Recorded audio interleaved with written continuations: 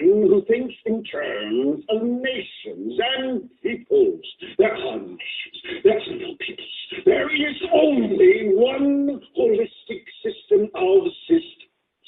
One vast and immane, interwoven, interacting, multivariate, multinational dominion of dollars. And you have meddled with the primal forces of nature. And you will atone. Everybody knows that the dice are loaded. Everybody rolls with their fingers crossed. Everybody knows the war is over. Everybody knows the good guys lost. Everybody knows the fight is fixed. The poor stay poor, the rich get rich.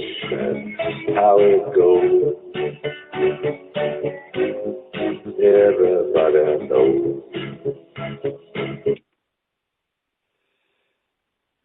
This might be a little bit dark, but that basically says it all. Everybody knows. And they have meddled with the primal forces of nature. And they will atone. One of the major elements of the primal forces of nature is water. The one thing on this planet that is 90% essential. The rest of it is virtually irrelevant. Food is about another 7 or 8%. Shelter and warmth is a 2%. You may think that that sounds a little strange, but the 2% is quite big in comparison. But without water, within a few days, a week, maybe a couple of weeks, without water, you would be very ill. You would get into an unrecoverable position, and then you would die. What have they done with water? They've polluted it with just about everything that you can pollute water with.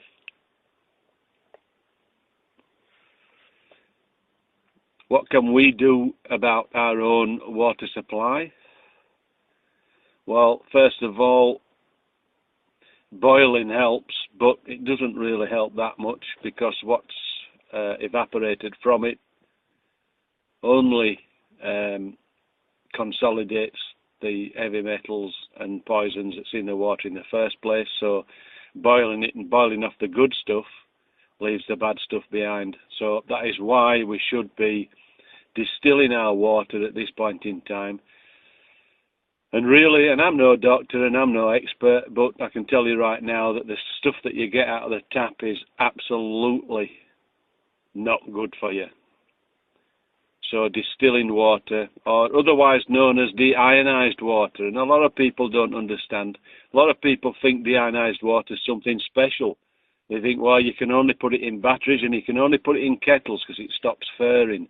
But if you think about it, if it's good enough for batteries and it's good enough for kettles because it stops them from furring up, either it's too soft water, it's too hard water, then it's obviously got to be good for us. Don't take my word for it. Go and do the research yourself. It's quite easy to do. But 90% of what they would consider to be viruses in this planet are not viruses at all.